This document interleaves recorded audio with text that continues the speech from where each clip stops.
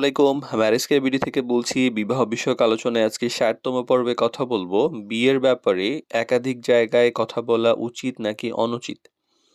তো পাত্রপাত্রী খোঁজার ব্যাপারে অনেকের মনে প্রশ্ন আসে যে একই সময়ে একাধিক জায়গায় কথা বলা ঠিক কিনা?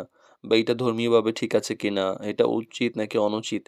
এই ব্যাপারে কিছু বাস্তবতা আছে, যেমন এখানে শালীনতা, নৈতিকতা এবং এই কয়েকটা ব্যাপার একটু বিবেচনা করে আগানো উচিত। তো বাস্তবতা হলো যে খোঁজ নেওয়ার ক্ষেত্রে একাধিক প্রস্তাব থাকতেই পারে, খুবই স্বাভাবিক। কিন্তু বাস্তবে দেখা যায় বিয়ের প্রক্রিয়ায় একসাথে কয়েকটা প্রস্তাব আসে। পরিবারগুলোতে দেখা যায় যে খোঁজ নেয়, কথা বলে, যাচাই করে। এবং এই যে প্রক্রিয়াটা, মানে এইটা কথা বলা খুবই স্বাভাবিক ব্যাপার। কারণ কোনো সিদ্ধান্ত চূড়ান্ত হয়নি। কিন্তু কোনো এক জায়গায় যদি সিদ্ধান্ত চূড়ান্ত হয়ে যায়, তাহলে সেক্ষেত্রে কিন্তু বাকিদেরকে না বলে দেওয়াই ভালো। মানে এটার একটা সীমাও থাকা উচিত। এটা অনেকেই ভালো বুঝেন আমরা দেখছি, আবার অনেকেই একদমই বুঝেন না। মানে কেউ আছে এমনও আমরা পেয়েছি যে ৫-৭ বছর ধরে শুধু কথাই বলছে, দেখছে। আমরাও অনেক দিয়েছি। মানে উনারা প্রায় সকল মিডিয়াতে রেজিস্ট্রেশন করেছেন। শত পাত্র-পাত্রীর ফ্যামিলির সঙ্গে কথা বলেছেন। কারো হাজারও হয় কিনা আল্লাহ ভালো জানেন। তো এমনও সিচুয়েশন হয়েছে, অনেককে এমন পেয়েছি যে যেখানেই সিভি পাঠাই সেখানেই বলে যে, "হ্যাঁ, এদেরকে তো দেখেছি, এর আগে অন্য মিডিয়া থেকে প্রস্তাব এসেছে।" বাট বিয়ে হচ্ছে না বা আগায় না।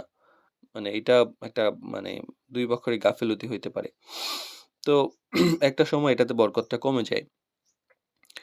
তো মানে এইটাই যে প্রাথমিক পর্যায়ে একাধিক জায়গায় যোগাযোগ রাখা মানে এটা কোনো সমস্যা না। কিন্তু এই যে সীমাটা, সেই সীমাটা হচ্ছে যেমন যে আ মানে একই সময়ে আপনি যখন কথা বলছেন, তখন এমনভাবে আগানো উচিত যে কারো সঙ্গে একদম ব্যক্তিগত বা খুব গভীর আলাপ, আবার ভবিষ্যৎ পরিকল্পনা নিয়ে দীর্ঘ আলোচনা, সম্পর্কের মতো মানে ঘনিষ্ঠ আচরণ, এই ধরনের ব্যাপারগুলা একসাথে বিভিন্ন জায়গায় যদি আপনি করেন, তখন একটা বিভ্রান্তি তৈরি হয় এবং নিজের মধ্যে বিভ্রান্তি তৈরি হয়।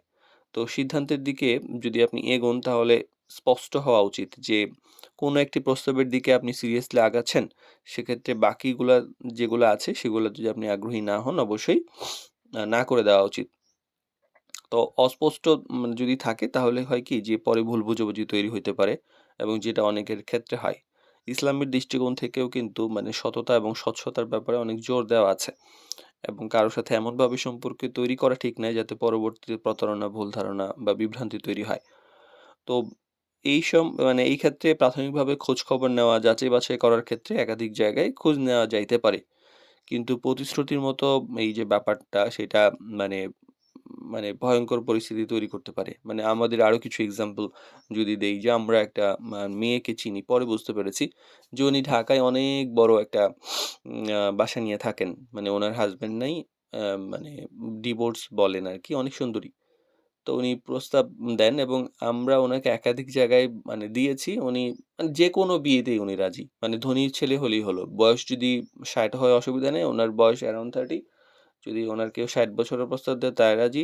মানে ৩০ বছরের প্রস্তাব দেয় তাও রাজি। সবকিছুতে রাজি। কিন্তু কথা হইলো, উনাকে নাম্বার দেওয়ার পরে উনি কথা বলেই উনার মানে যার সঙ্গে পাত্র, উনার সঙ্গে কথা বলেন যে, "আমার কিছু ঋণ আছে, আমাকে কিছু টাকা দিতে হবে। বিয়ের পরে দেনমোহর হিসাবে যেটা দিবেন সেটাতে আপনি কেটে দিয়েন।" এইরকম কথাবার্তা। তো পরে আমরা বুঝতে পারলাম যে এটা উনার বিজনেস। মানে উনি জাস্ট এরকম করেন, কথা বলেন।